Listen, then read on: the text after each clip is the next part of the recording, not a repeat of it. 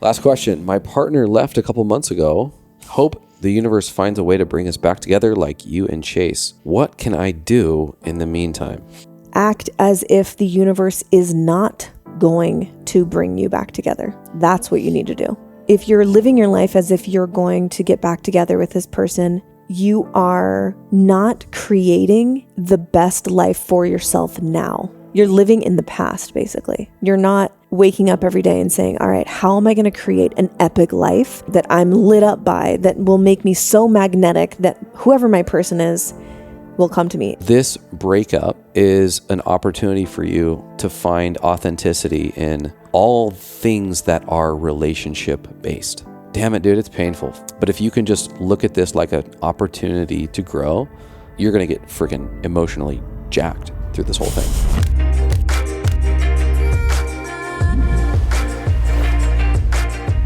Welcome back to the Medicine Podcast and the Chase and Mimi Show. I am your co-pilot, co-host, Mimi Lindquist. And sitting next to me is my husband, decked out in some really interesting garb here.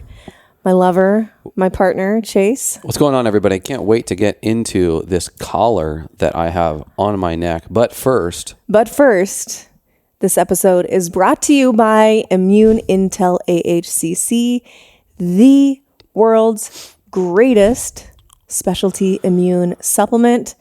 If you have never tried it, if you've never supported your body with Immune Intel, I highly recommend it, especially with back to school. And, you know, we're getting closer and closer to flu season, even though it feels like it's kind of year round. I swear to God, the summer, for whatever reason, I had this idea that you don't get sick in the summer. It just doesn't happen. Yeah. With all the vitamin D and you're outside a lot. And in my irrational confidence, I just haven't really been taking that many supplements and really wasn't taking Immune Intel. We did about a week-long travel. We went down to Southern California, and sure enough, on my way back, I get a head cold. And I'm like, God damn it, why? Well, we didn't bring Immune Intel. We didn't bring Immune Intel, and I hadn't taken it really much prior to that. And so, of course, I am kind of the worst example of right. someone who should be healthy, completely crushing my health. But if this isn't evidence enough, I haven't been sick since, we went to Egypt and I got COVID. Mm-hmm. And prior to that, I haven't been sick since I was in college. And so Immune Intel, keep it in your life, summer, fall, all year round. Mm-hmm. And beautiful reminder for me. Fortunately, this is just mostly my voice and some bogeys. Mm-hmm. But it's been pretty easy. You sound worse than you actually are. I do. Yeah. It's just because it's like there's some stuff in your nose, and so it just sounds worse than you actually feel. Yeah. But anyway, it won't hold us up from having a great episode today. We are back with the Chase and Mimi Show. We are back. And can you tell me what kind of S&M collar you have on right now? It may look like S&M bondage, some level of slave kink, but we're playing with some buttons on our mixer, so it could get interesting today. That was the wrong one. Okay. Oh yeah, funny. It's actually, and this is maybe leads us into our first segment, appetizer number 1. Yeah. Shit I've been on lately, dog. Tell me what shit you've been on lately, dog. I've been on the color red, and what do I mean by that? Well, I mean 2 things, but first, I mean red light therapy, and I have my new favorite red light device. If you're a listener to the Medicine Podcast, you know we have used red lights I've used them for like 7 years. Yeah. I swear by red and near red infrared light therapy exposure for a whole host of benefits. Recently, I was able to connect with a company called Kineon, and they do specialty red light devices that use not only red light, but laser light technology. They're essentially portable devices that I have around my neck right now. You don't have to wear it on your neck, but this is just one of the many uses. Well, it's spot treatment, so you can use it all over your body. It's a portable device designed for joint pain, help with recovery. It's targeted red light therapy. Mm-hmm. You've heard about us talk about red lights in the past, and you should be used to seeing panels In most cases, you're getting big panels, maybe smaller devices, but they're still quite large, quite bulky. Joovv is, one of our favorite brands, and we swear by that. But Kineon is doing something a little bit differently in the sense that they're using lasers and they're using specific dosage. It took me a minute to understand what that actually meant.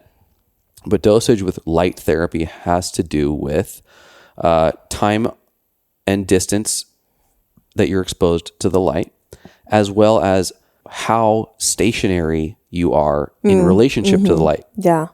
So you may not be getting as much efficacy if you're standing in front of your light panel and you're moving around a lot. Which is how I would use it all the time. So we have a big full body light panel from Joovv, which is great. We love it. And this is no knock against Joovv. They've probably released the best ways to use it, and we're just not doing it. But, I would use it in our room, doing yoga. And so I'm moving around. I'm a few feet from the light. I'm probably not optimizing its use rather than just sitting directly in front of it 3 inches away. Well, it's not this, there's no benefit. It's just different benefits. And so more of a broad light impact on the body, has a lot of mitochondrial support. It's really helpful for the collagen production in the skin. But if you're looking for deep recovery, and if you're looking for pain relief, it needs to be pretty damn close, to the skin. And the laser component adds a depth efficacy with the light therapy that you may not get with a panel. And so really exciting that Kineon is really spearheading this idea in the marketplace of light dosage and dialing that in. So what you're getting with your red light therapy is as effective as possible. And the fact that you can kind of fasten it to really any part of the body, I noticed immediate effects. Red light oftentimes is one of those I think I feel it after a month or 2 months or 3 months. Or you notice your skin and you get by smoother. a year and you're wow, I think I'm not aging. This is great. But with this more targeted light therapy, inflammation I notice support immediately. Any sort of joint pain, after water skiing, my elbows can get really, really sore, almost like tennis elbow. Relief immediately. And so I've gotten to know this company, and I can assure you that the product is of utmost quality, but the people are incredible. The two founders are the coolest dudes, Forrest and Tom, and really excited that we've been able to partner with them. If anybody's interested, the other benefit to this red light device is that it's significantly more affordable than what you would get with a big panel. Red light devices are usually in the thousands of dollars. These more spot targeted red light devices from Kineon, called the Move Plus, are $500. And if you use the code MEDICIN, MEDICIN, you can get 10% off. So really, really affordable. I've shown this and told this to multiple people that are now using it and loving it. Me being one of them. Yeah. I use it on my knee and on my foot. That gives me kind of chronic pain sometimes. And the first time I used it on my foot, I didn't really know what to expect, but that day I remember it was one of those days where I was having trouble just walking. Yeah. And I used the 15-minute session or whatever, and I was blown away at the significant difference just after one use. Yeah. And I was like, oh my God. I was like, is this placebo or something? Because I've never used red light and had it feel better after one use. I was like, what is this freaking magic? So I would say if you're a lover of red light and you want more targeted approach, you'll feel this. Yeah, for sure. So really excited about that product. And then I mentioned the color red is kind of the shit I've been on lately. Part 2 to that is I'm reading a book. I started a book. For the first time in a long time, I'm reading a fictional book. And it is called Red Rising. And it's the Red Rising series. I've had a couple of people recommend this to me, and I decided to jump in. It's a little post-apocalyptic. It's situated in the future on Mars, where there are these classes based on color, and red being the slave class. Classes of people. Yeah, not classrooms and teachers and students, as much as classes of people, with this slave class being the red group, that through much tyranny, their hero seemingly, I'm not through with the whole series yet, revolts and kind of rises through these various systems of oppression to what I would imagine becoming a revolution of sorts. And so really fun. I'm curious if anybody else has been reading it or heard of it. Let me know. You can DM me or something. But it's been pretty interesting thus far. And for me, like a little bit of a relief after just nonstop self-development and like even work the podcast. You listen to a lot of podcasts, and most of them are like self-development related. You know, you listen to some for pleasure, right? Like Bill Simmons. But I was excited for you to jump into some fantasy. Yeah, Red Rising series by Pierce Brown. The dude was 26 when he wrote the first book.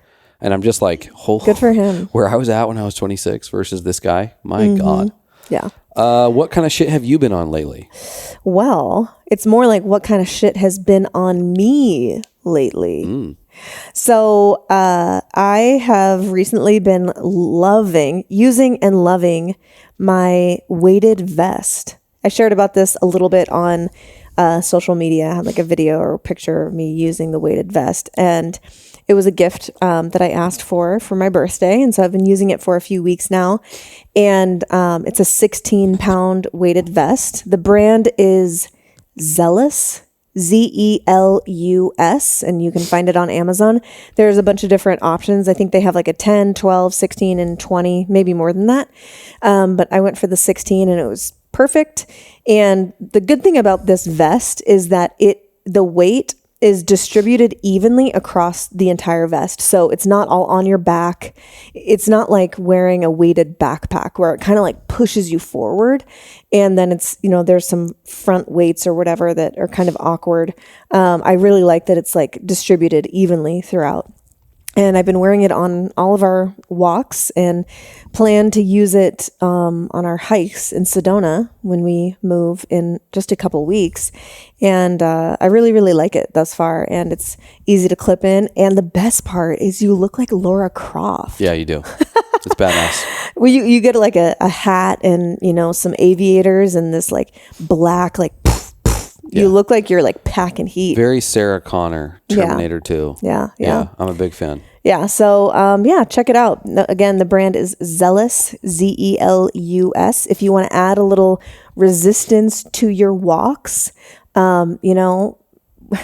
aging is happening to all of us. And if we want to be healthy as we age, we need to intentionally put ourselves in light but potent, stressful situations. Not chronic stress. It's not what we're looking for, but like cold plunging, sauna, HIIT workouts, whatever, lifting weights. Like you're intentionally putting yourself into a state of discomfort on purpose such that your body is well adapted to handling stress, not only in that environment, but also in your everyday day-to-day life. And it's a really easy thing, to, an easy way to do that and get some extra resistance on your walks. Word. I love that. Yeah. I'm a big fan. I was a huge user of the weighted vest back in the day. You would run with them and do a bunch of stuff.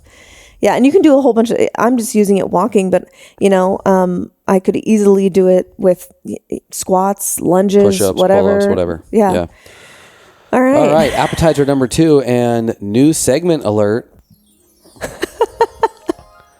We're calling this segment "The Times Are Tough, but the Memes Are Easy," where we each share 5 memes, usually memes that don't have pictures to help out those who are listening.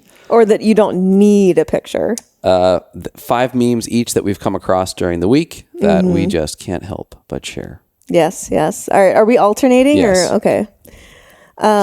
You want me to go first? Yes, I do.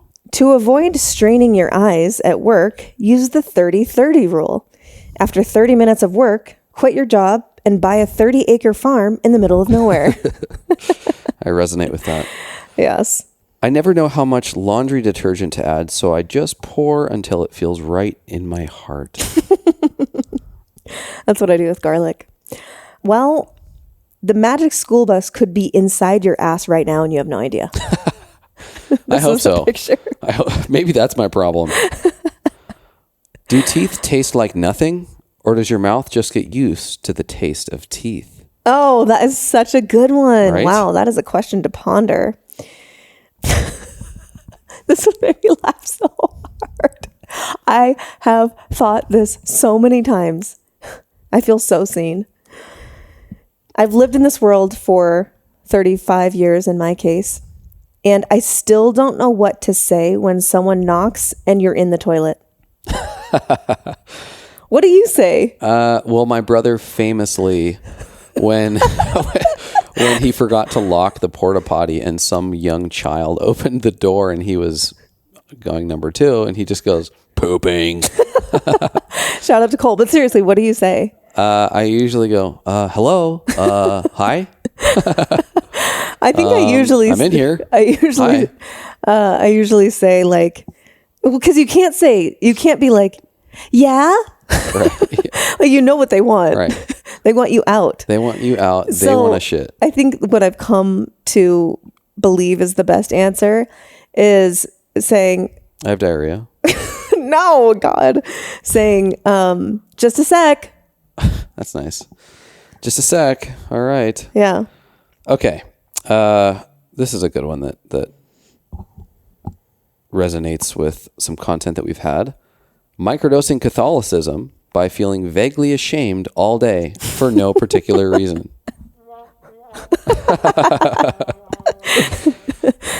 All right, here's my next one. It's always humbling that plants that survived whatever killed the dinosaurs cannot survive 2 weeks under my care. Too soon. Mom, Dad, this is the woman I exchange memes with. I feel There's so something honored. very special and intimate about those people Yeah. who truly get you And your humor. through memes. Yeah. You got to have similar humor or else it's not going to work, my guy. Right. Last one. Last one for me. Here's a life hack to declutter. It's the poop rule. Ask yourself, if this item had poop on it, would I wash it off or throw it away? That's a great rule. It's a pretty good It's a pretty good rule, I think. I mean, yeah, I think I'm going to use that. Yeah. Straight white people asking where their heterosexual pride day at when they know damn well Old Navy's 4th of July sale's coming up. Love so it. True. Oh, love it. Times are tough, but the memes are easy. Easy like Sunday morning. All right. Last appetizer, our third segment before we get to the entree of some relationship questions, comes from none other than, who I don't think we featured on this segment before. No. Dr. Jordan Peterson. Big Jordo. People who commit to the short-term, responsibility-less sexual gratification relationship are psychopathic, narcissistic, Machiavellian, and sadistic. And if they don't start out that way, they train themselves to become that with that lifestyle. Right, so like, okay, you might ask, like the Marquis de Sade, you might ask, well, who the hell cares? If I can gratify myself at your expense, why the hell shouldn't I? Who's to say that's wrong? And my answer to that would be, go try it. See what happens. Well, what'll happen? You will degenerate because you're exploiting other people and yourself. And you can't exploit other people and yourself without degenerating. You will never form a relationship because who the hell's going to hang around with you? If it's all about you and all about you in the moment, you're the last person anyone wants to be around. So that means that as you age, you'll become increasingly isolated. There's nothing more despicable than a 50-year-old hedonist. Oldest guy at the frat party. Oh, that's a hell of a name. You know perfectly well. Maybe if you're 30 at a frat party, even then, like the eyebrows are up. If you're 40, not only are their eyebrows up, you're kind of a creep. Or maybe you're really a creep. Like a serious creep. And creep can get pretty damn serious. So those lifestyles, they don't work. Ooh, that's a deep one. You can't exploit people without degenerating. Mm-hmm. I love that. Yeah.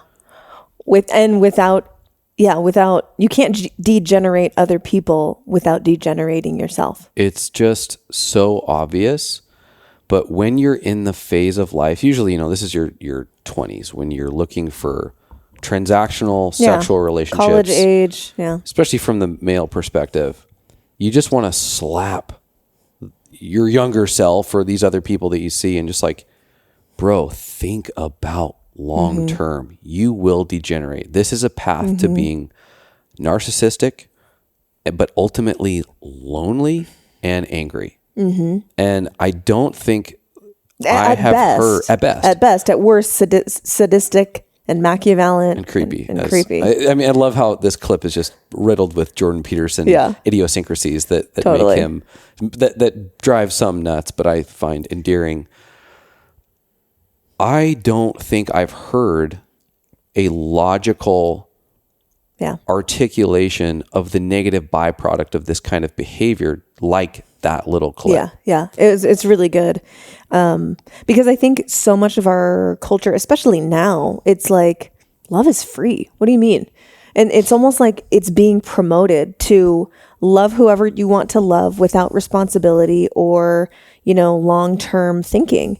And the thing is that I personally believe that most people need to experience it a little bit, like a microdose of it at least, to know that it's not satisfying and it's ultimately very empty and probably going to lead to more problems in your life, probably going to lead to a net negative than a net positive in your life. But you can't fully know that until you experience it. So just like you and I, like we were high school sweethearts, got married very young. We literally had never dated or really been with anyone else, obviously. And then when we divorced, we both went our separate ways and dated other people and lived in that life a little bit. And I found after not that long that it was like, this is not that fun. This is not that good. And I don't feel good about myself. Yeah, I totally get the point that you're saying. Maybe I just question or I challenge whether or not that's something people have to experience. I don't think I needed to experience that. I'm grateful I did because it gave me nice context for, the rest of my life and for where I really wanted to reside. But I think there's a way to experience young love that has a little more depth to it and where you are at least participating in an exchange of maybe even physical intimacy where there's a component of love. Maybe it's not to be, marriage related love, but it can be in a more intimate setting. It can be just a more serious dating relationship or one that's at least with the container of safety and empathy and compassion. And so I don't know. Like I just challenge the idea that you have to participate in that in order to realize that you don't or shouldn't because of all the negative byproducts. I think that there's a good argument for either side of it. And I'm not saying that everyone should do that. I'm saying that there's some value in a small dose of it to then provide context for the rest of your life when you're not choosing those things and how much more fulfilling like real deep love is with also responsibility. There's a lot of responsibility in this relationship. Yeah. But it's that I would say that like the responsibility is equal to that of the, depth and the fulfillment. Yeah. So that's my point is like, I'm not saying everyone should do it. I'm saying that a microdose for most people could be valuable to provide context for the rest of their life. Yeah, for sure. Definitely valuable. And I think there's just a space for being in your 20s or being single and dating multiple people, having sex with multiple people, without having it to be fuckboy vibes, nightclb one night stands, hooking up with random strangers. Yeah. How many stories have you heard of one night stands turning into sexually transmitted diseases or pregnancies or sexual assault? Right. And so I think there's a way to be young and open without degrading the degradation of what Jordan Peterson is talking about. But I think I was just going to say, I think that that's a really interesting conversation, as we're way off, but as we are, in this conversation of becoming parents, like that balance and how to teach a kid that, and how to instill value very young. Obviously we're way off, but I think that that's a really interesting conversation. Like, what's the not too much, not too little? Because there definitely is a too little. Totally. Where, you haven't experienced anything and it's not helping you. So definitely one for the not too much, not too little conversation. Yeah. And I think it's like any good, challenging time of your life or thoughts or behaviors in life itself, it's a gray area. And in certain contexts, something will seem completely wrong. And in others, it'll probably be the medicine that you're looking for. And so, yeah, I think it's one of those that you can't necessarily create a box around. Mm-hmm. Yeah, I think our kid, boy or girl, in the future, we will definitely have some Jordan Peterson education going on. No doubt. Great clip, babe. All right. Moving on to the entree of the episode. Here we go. 3 relationship questions. The first of which, do you think, Chase and Mimi, manifestation is actually real? This is a really good question. All of these questions are directly from our audience. Do you think manifesting is real? And I can start if you want. I don't have like a lot of, I'm just answering off the cuff here. I don't have like a lot of like notes or whatever. We try not to like prep for these and just answer them from our hearts. Right. Yes, exactly. I do think that manifesting is real. However, I think it's a different process than what is put out there into the Instagram and TikTok worlds, into the, spiritual type of influencer. The message of manifestation that they might be putting out is different than I think what is actually happening. When you listen to someone and they're talking about just like writing down a list or making a vision board, none of those things are bad. I don't think that that's bad. I think it's actually creating weight in the world. Like, you're putting your dream into something, you're translating it into something that has weight. So I think that that's ultimately good. But I think the problem that some people run into is that that's where they stop. They make the vision board and then what? Right? And maybe some things line up in your life where it happens and you're like, oh my God, the vision board did it for me. I think most of the time, what's most helpful for people is manifestation followed by action. So yeah, do the vision board, write down your goals, tell someone you love. Like, I think that that's really good. But then also, what are you going to do in your life to take steps toward that dream? It's like that old Quaker quote. It's like, pray and then move your feet. So yeah, pray for the thing, visualize the thing, imagine what it would feel like in your life. Imagine the emotion that would be running through your body as you're looking at this dream realized. Feel that, like live in that reality for a few minutes, say in meditation or something. That's great. But then actually take steps in your life. Don't just expect it to come to you magically.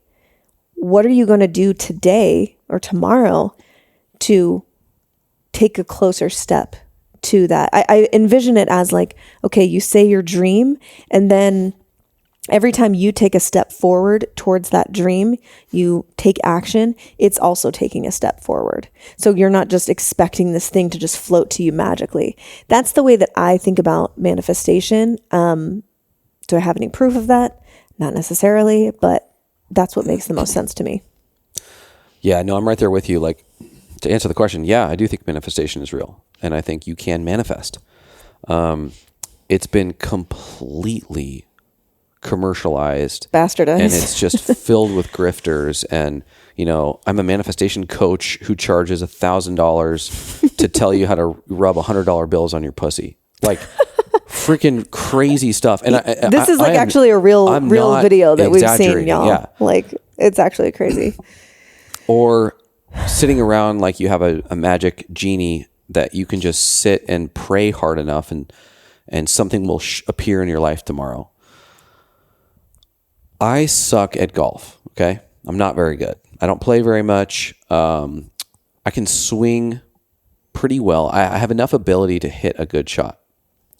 If I walk up to the ball and swing, even if I hit a good shot, in many, many cases, it's going to go the wrong direction. However, when I spend time looking at where the hole is, how the fairway is aligned to the hole, where I put my ball on the tee, how I place my feet, which need to be pointed towards, or actually not pointed towards, but in the same direction as where the hole is. And then most importantly, shoulders. Like, where are my shoulders actually aimed? You can actually grab the club for beginners and you can put it on your shoulders to get a pretty good idea as to where your shoulders are actually pointing. 9 times out of 10, if I just walk up to the ball and swing, I am way off from where I think I want the ball to be going. It's only when I do these little gimmicks. Okay, align my shoulders, look where my feet are in relation, look where's the hole at, that I realize, oh my God, I'm way to the left or I'm way to the right. And then you make adjustments. So to me, manifestation is not unlike setting yourself up for the direction that you really want to be going. So manifestation number 1 to me is identifying where is it that you want to be going. And then it is curating an environment where your thoughts and your actions are set up to be in alignment with what that ultimate goal is. Even better, if you start thinking and acting as if you've already achieved or are living that dream or that goal. We all know the analogy here. It's used in pretty much every single manifestation course or piece of content. When you start thinking about the color red, all you see are red cars. I forget what that's all. The something activated system. Reticular activating system. And that's kind of like scientifically validated. And so I think this is one of those spiritual concepts that actually is really diverse in its application across both metaphysical domains in life as well as pretty practical scientific. So I do absolutely believe that it's real. It's been real in my own life. When I've really wanted something and I eat, sleep, and breathe it, and it's all I think about, I can't help but every step that I take be in some level of process towards the thing that I've really been thinking about. It may not shake out to be, which there's some tips and some tricks that manifestation experts would suggest, or even, and I say that in all seriousness because people like our friend Leanna is a manifestation teacher. Yeah, she just talks about it a lot. I don't know if she calls herself a teacher, but Paul Chek is a beautiful expert when it comes to, he's beautiful. He is. He's a beautiful expert. But he's talked at length about, in our personal life and our work with him about manifesting our dreams and the things that we want and what are the steps that you need to take in order to get there. And so I think there's a lot of legitimacy. Now, the quantum bending to your fucking dreams is like, great, dude, whatever. If that works for you, hell yeah. I mean, Paul Chek, speaking of the beautiful teacher, he could probably write an entire visual representation of manifestation, what it actually means and what is happening in the ether. Yeah. He is that type of person where he's like, yeah, you want to know what manifestation is? Here, I'll draw it for you and what's happening in reality when we manifest, quote unquote. Yeah. And so I'm a big fan of it. I'm a little fatigued by how much content is around manifestation because it does have this sort of genie in the lamp idea that people are using it to sell off of. Yeah. But manifesting is totally real. It's absolutely happened in my life. I've manifested jobs, places to live. But it's to your point, it's been a prayer followed by action. Yeah. It's never been without action. No. Yeah. Yeah. Okay, cool. Thank you for that question. I forgot to write down who submitted that. You know who you are, and we love you. All right, next question here. This is a doozy. Ooh. Okay. She says, my partner has been depressed for a while. I feel like I've been carrying our relationship. I'm tired and told him how taxed out I am, but he can't seem to find the strength to help me. I don't know what to do. super tough spot. This is hashtag tough stuff. Yeah. And obviously there's with all these questions, the disclaimer we always like to give is there's multiple sides to stories. Yeah. Also there's lots of context and depth, and we're not health professionals. We don't deal with depression or anxiety, and we're not therapists that work hands-on with it. Totally. So, but with all of those disclaimers, I would say to this person, time for a set container by which you can have an honest conversation with your significant other in, where you are able to outline what you would consider are options, but unavoidable options as it pertains to, we have to make a change from here. And I need your support in getting better for yourself, but also for our relationship and our family. And so what could that look like? Get professional help. Sign on for some level of dream curation or a exercise of identifying your purpose, not unlike what we were talking about with manifestation. What is it that you want? If you can have a dream that's bigger than your current crisis, it feels like the rope that's thrown over as you're drowning in the water that you can at least cling to for the time being. This is a really hard situation. And of course, we only know her side of things. I would say first, he's got to look at what he's putting into his body, because that for sure can perpetuate depression, like alcohol or shitty food. So I think step one really practically is make sure he's eating well. Like, what kind of food is he putting into his body? Is he, drinking every night? Those things need to be addressed. They need to go. And that should be a non-negotiable. Like, we know there's been hundreds of studies of the connection between the gut and the brain, and that we have serotonin receptors in our gut. And when we are putting shit into our bodies, we probably are going to feel like shit. So that's step one for me. Next, I would say totally, I think that the creating a container for like a deep conversation where he sees that you're like dead serious. It's not in passing. It's not after a long day of work where you're, just flustered and you're in the kitchen and you're like, oh, I'm tired of carrying us or whatever. It needs to be like, we're sitting down, we're looking at each other's eyeballs, we're having a real conversation. And I think you have the right to say, this, I empathize with the person. Obviously, they've probably gone through something really hard. I don't know what that is, but empathize with the person. And what are we doing to fix this? What are we doing to address this? And hopefully he's open to taking action steps. So maybe that looks like seeing a therapist. Maybe that looks like going to a couples therapist. Maybe that looks like going to a doctor and for a short time getting medicated if that's what you need. I'm not recommending that, but I'm saying I know people personally who have been in such a place where medication has helped them in the very short term. Or even like somebody who's a naturopath who specializes in anxiety and depression. And there's a host of different adaptogens and herbs and supplements that can be supportive. It's not going to do the work, but it's going to be supportive of a healing experience. Yeah. And I'm not suggesting medication. I'm just saying that can be part of the whole picture where it's just used very short term.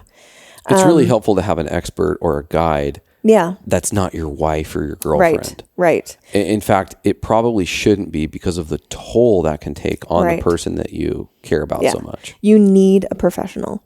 You need someone that can direct without it, like you said, going and putting it directly on the wife or the girlfriend. That's a really unfair position for her. She can help, she can support, of course, but it shouldn't all be on her to figure it out for you. And then I would say, You know, if dude guy is not open to taking action steps towards change, there's nothing that says you know, must stay in a relationship with someone who is depressed. Like, there's nothing. I mean, I don't know what their situation is, if they are married and have kids, things like that. I don't know. But if he's not even open to working on this, I personally could not be with someone. So maybe it's a break. Maybe you take a break and maybe he realizes like, oh shit, I just lost the most important person in my life. Maybe he needs that kick in the pants. Maybe he needs that impetus. I'm not saying break up with him right away. I'm just saying if he's not open to taking action, then that is good information that you need to act on. I think if this were me, that's what I would do. Yeah, it's really good. Echoing everything that you said, because I'm in total alignment with it. And again, if this was me, I would approach my partner in a safe container, express my heart and the way that I've been feeling and the way that this has impacted me with full understanding and empathy for how much it must be impacting them. And then I would probably say there's 3 routes here. I think you should get help. I'm going to be in this with you, whether that's a therapist or a doctor, but you need an expert. 2, if you don't want to get an expert, if you don't want to seek help, you need to show me that you have a plan. And what does that plan look like? Okay, this is how I'm going to change my diet. I'm going to start exercising. These are the books that I'm reading. Oh yeah, exercise was the other thing. I'm taking a course. I was going to say, make sure he's exercising. And if that was me, I'd be like, okay, I'm going to need to see this plan as your partner. I'm going to be your, here for accountability. Maybe I'm going to participate in some of these lifestyle changes as well. But I need to see that you have a plan. You can't just tell me you're going to start doing this. And then 3 would be you do nothing. And if it's do nothing and this keeps going on, this is impacting me so negatively. I can't see a reality where I can do this long term. And it's as simple as that. 3 options: get help, expert, hand holding. I think it's a great idea. Probably what I would do. 2, lifestyle changes, but you articulate a very specific plan that I will support you being accountable to, but I'm going to need you to see some action taken. Or 3, we do nothing, and then this doesn't work out well. Yeah, I think I totally agree with that. I think that's great, and it really simplifies things.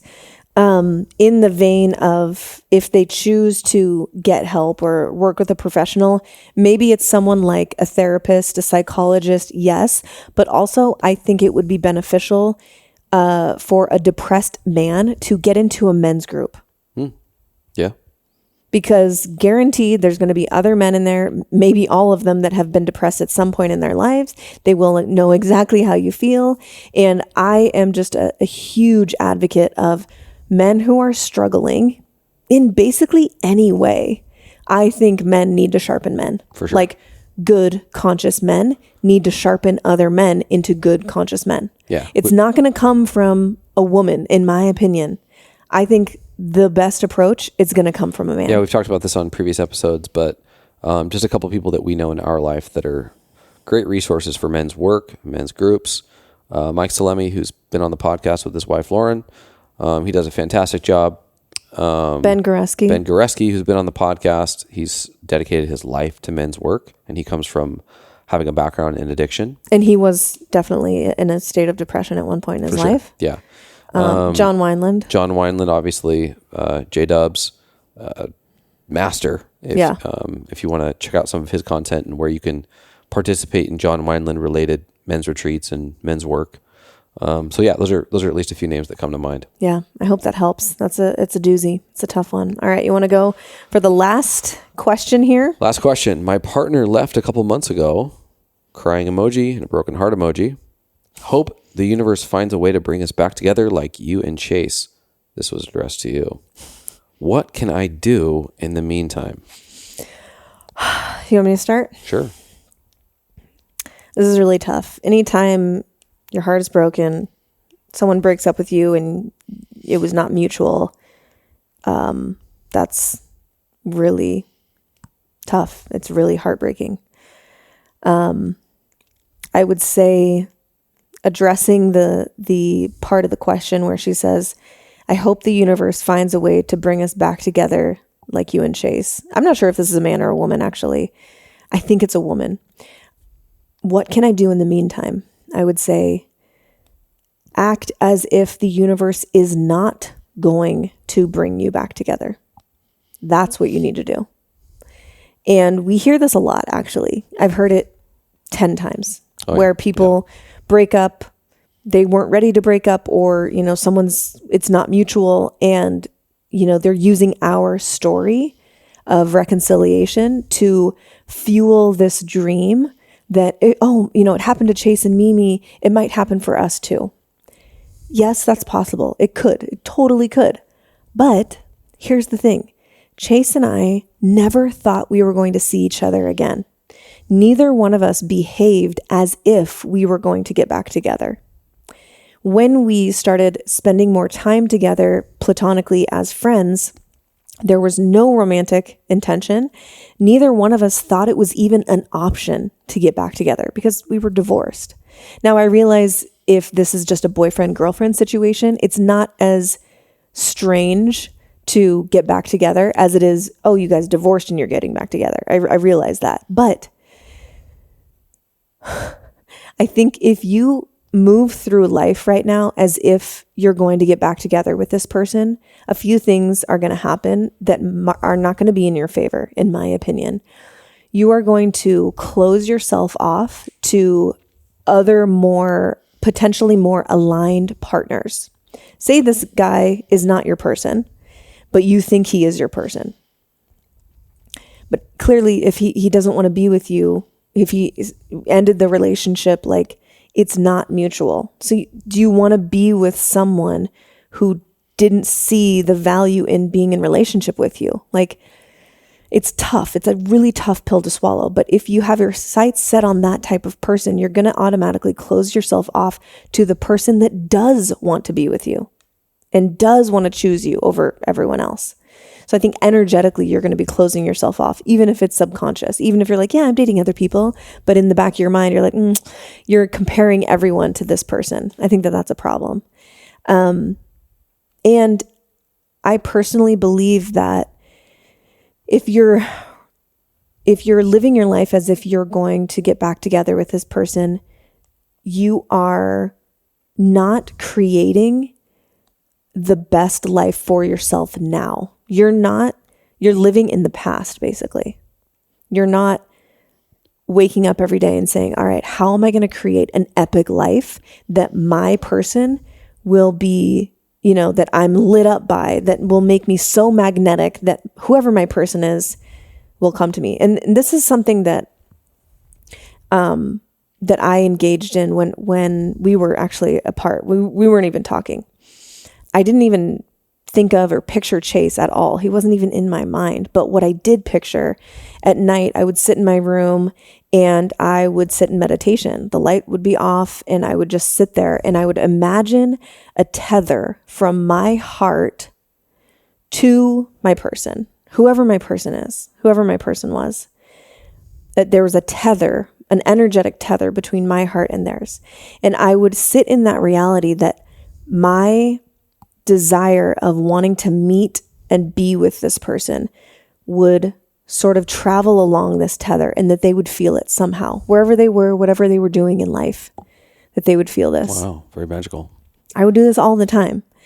And I would say, if you're going to do anything, if you're going to take any action, I think that that's a really great action step. It's like, don't picture this person. Picture, leave it open-ended, whoever your person is. Picture the way that you want to feel. I would visualize and really meditate on how I wanted to feel with this person. And then when these feelings came up in your presence, I knew that you were the person because it was so palpable. It was like undeniable. So I would say, if you're going to do anything, that's a good place to start. I was just getting tethered. I had no idea. Mm-hmm. I was casting a spell on you. Yeah, that's really good. I think that's obviously from a female perspective. And if this is a woman going through this experience, yeah, I think that's really helpful. My advice would be a little more male oriented, but I think it still applies.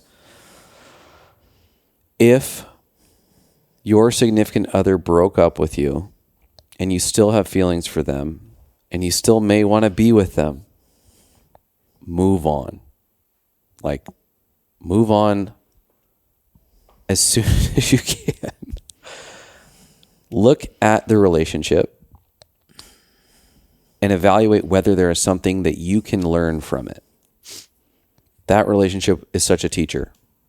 All relationships are teachers, but the ones where you really have your freaking heart in it and it falls apart in some way, man, that's like gold mine for how you can become a better person, or how you can relate better, or whatever.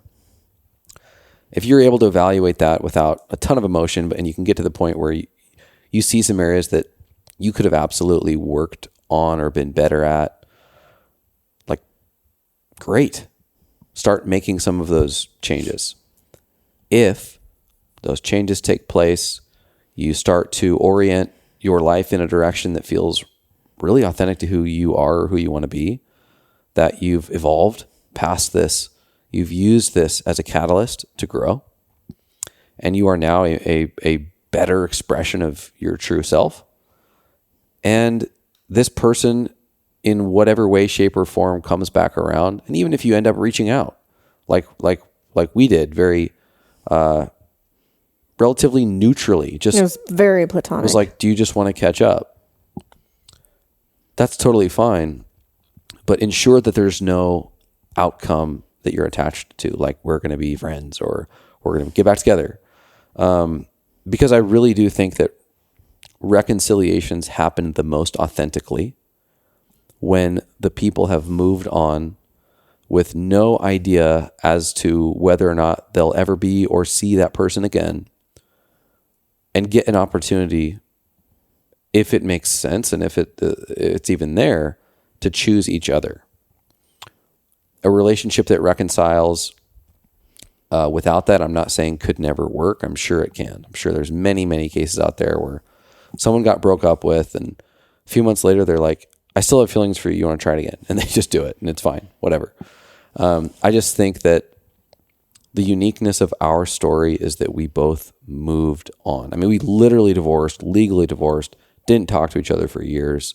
I moved to the completely opposite end of the country, started my life over. We both dated people. So that's a little unique, but I still think that the thing behind the thing on that is that we evaluated our divorce and identified where we could get better, not only just as people, but where we could be better versions of what we knew to be ourself. And when we did, it caused what I like to think is just our fate to really get highlighted 3 years after we were split up, because we were just so magnetically attracted to each other. And so whether it's this person that just broke up with you or whether it's someone else, as you step into more authentic versions of yourself, you will be surrounded by not only romantic partner, but friends.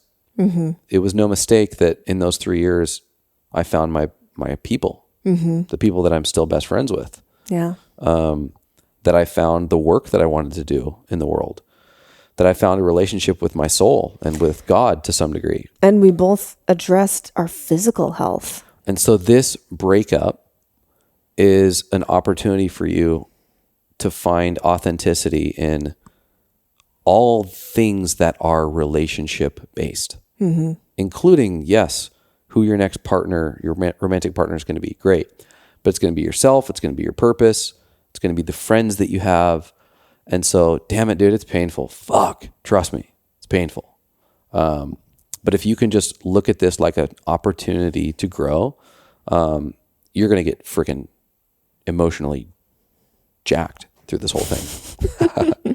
Yeah, I think last thing I'll say here is I love that you, I just lost my thought.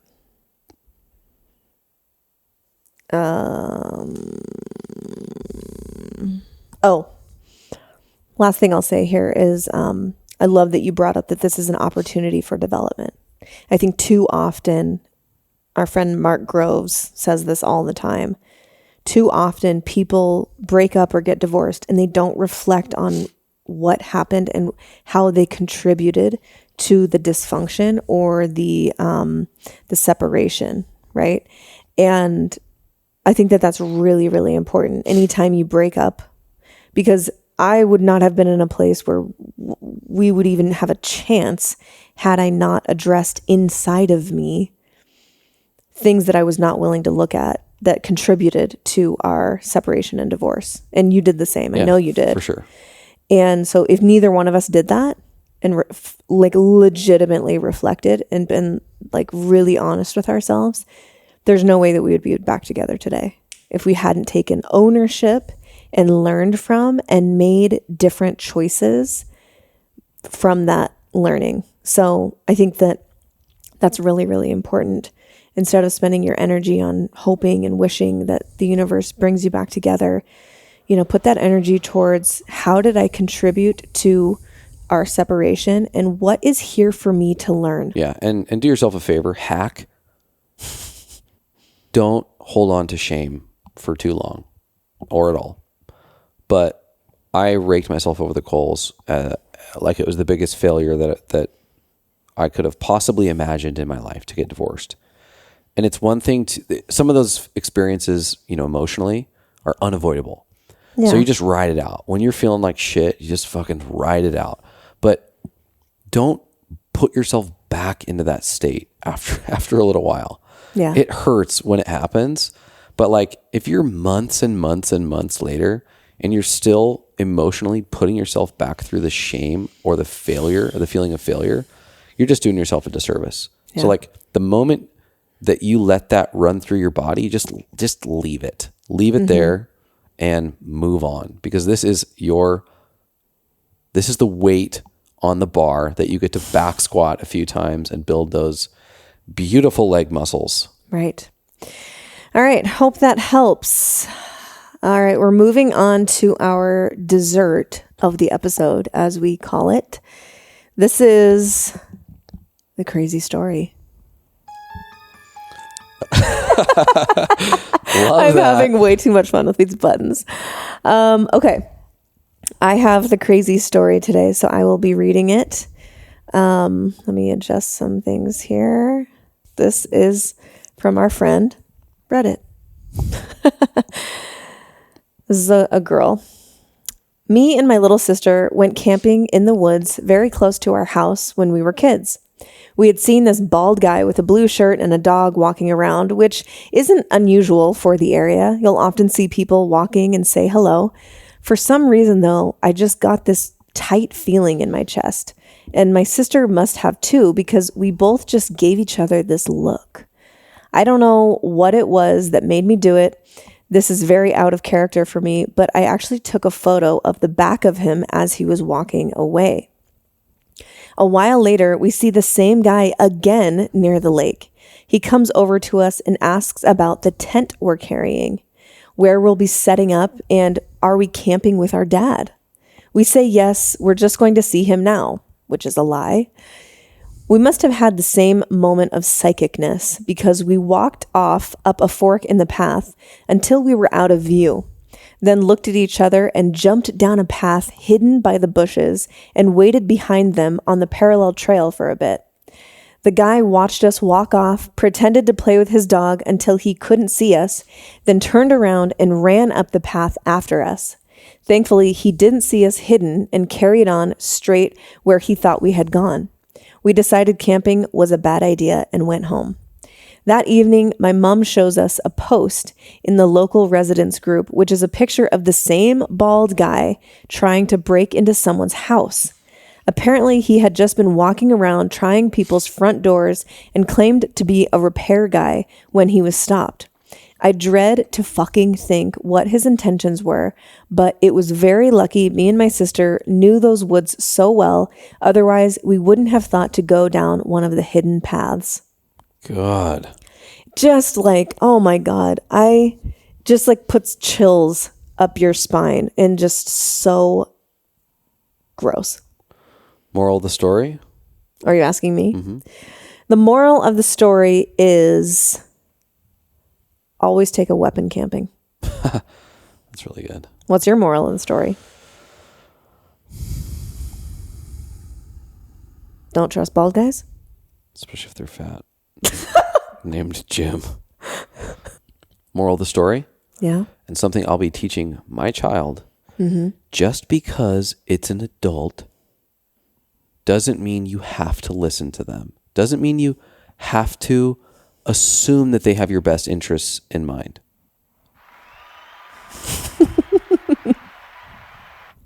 It's a great moral of the story, babe. All right.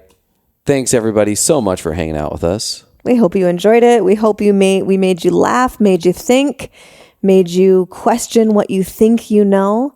If you enjoyed this episode, share it with someone you love or someone you hate. Either way, we don't really care. And if you want to submit a question to us to address on one of the next upcoming Chase and Mimi shows, you can always email us at themedicinepodcast@gmail.com. Remember that medicine has no E on the end. Themedicinepodcast@gmail. We'll talk to you next time. Go spread some light. Okay, bye. Thank you so much for listening. If you enjoyed that, check out right over here for some more fun clips. Oh, and you're going to want to subscribe. Bye.